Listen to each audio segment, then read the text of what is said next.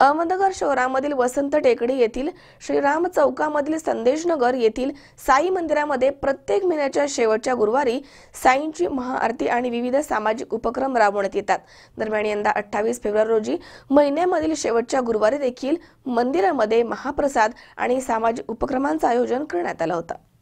अहमदनगर शहरामधील वसंत टेकडी येथील श्रीराम चौकामधील संदेशनगर मधील साई मंदिरामध्ये प्रत्येक महिन्याच्या शेवटच्या गुरुवारी साईंची महाआरती आणि विविध सामाजिक उपक्रम राबवण्याची परंपरा आहे। त्याला अनुसरून 28 फेब्रुवारी म्हणजे फेब्रुवारी महिन्याच्या शेवटच्या गुरुवारी मंदिरामध्ये महाप्रसाद आणि सामाजिक उपक्रमांचे आयोजन करण्यात आले होते।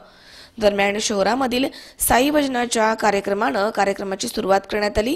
यावेळी साईबाबांचे भजन, भारुड असे विविध उपक्रम सादर करण्यात आले आहेत।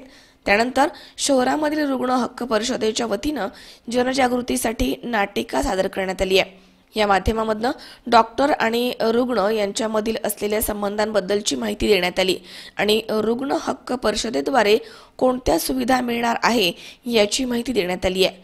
दरम्यान 108 ॲम्ब्युलन्स सेवेच्या जिल्हा व्यवस्थापक कांचन बिडवे यांनी 108 रुग्णवाहिके संदर्भात यावेळी सविस्तर माहिती दिली आहे। नमस्कार। आज जे साई प्रतिष्ठान सुनील त्र्यंबके नगरसेवक यांनी जो आज कार्यक्रम आयोजित केला आहे, तरी त्यांना मला मनापासून धन्यवाद म्हणायचे आहे। कारण की लोकांपर्यंत जे 108 ॲम्ब्युलन्सची माहिती आहे ती प्रत्येक घरोघरात गेली पाहिजे।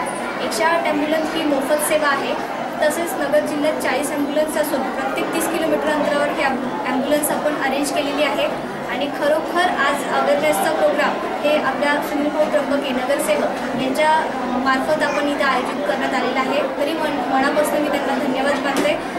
तसेच मला आज 108 संदर्भात सांगायचं आहे की नगर जिल्ह्यात ज्या काही ॲम्ब्युलन्स आहेत तरी त्या 40 ॲम्ब्युलन्स असून त्यातल्या 31 BLS ॲम्ब्युलन्स आहेत, म्हणजे बेसिक लाईफ सपोर्ट, आणि 9 ALS ॲम्ब्युलन्स आहेत, ॲडव्हान्स लाईफ सपोर्ट। म्हणजे नगर जिल्ह्यात ज्या काही ॲम्ब्युलन्स आहेत त्याच्यात जर तुम्हाला पुणा कॉल असेल किंवा औरंगाबाद कॉल असेल, एखादं तुमचं इमर्जन्सी पेशंट आहे ते पुण्याला न्यायचं असेल तर त्यांना असं वाटतं की 108ला कॉल केला तर तुमचं 10,000 रुपये बिल होईल, ड्रायव्हर डॉक्टरांच्याकडनं पैसे घेतील।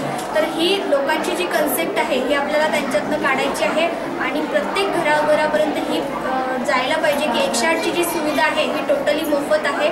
तरी सगळ्यांनी ह्या गव्हर्नमेंटची जी सुविधा आहे याचा सगळ्यांनी आस्वाद घ्यावा अशी मी। त्यानंतर मान्यवरांचा सत्कार करण्यात आला। मान्यवरांच्या हस्ते साईंची यावेळी महाआरती करण्यात आली। कार्यक्रम यशस्वी करण्यासाठी संस्थापक साई संघर्ष सामाजिक प्रतिष्ठान याचे सुनील त्र्यंबके आणि त्यांच्या सर्व कार्यकर्त्यांनी विशेष परिश्रम घेतले आहेत।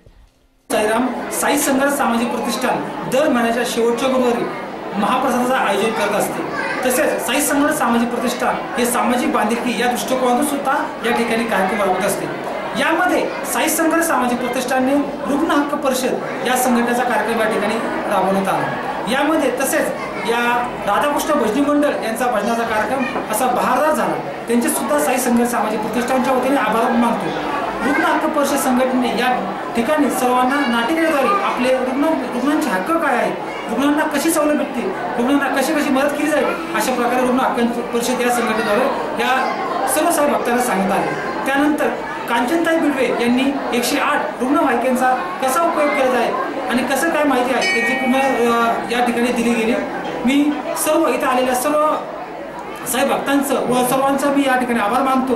तसेच या ठिकाणी सुनील महाजन सर यांना कलारत्न पुरस्कार झाल्याबद्दल साई संघर्ष सामाजिक प्रतिष्ठान यांच्यावर त्यांचे खूप खूप आभार मानतो व त्यांना शुभेच्छा देतो। ओम साईराम। शाहीद शेख 24 तास अहमदनगर। सबस्क्राईब करा आमच्या YouTube चॅनलवर आणि बेल आयकॉनवरती क्लिक करा सर्वात पहिले आपल्या परिसरातील बातम्या बघण्यासाठी।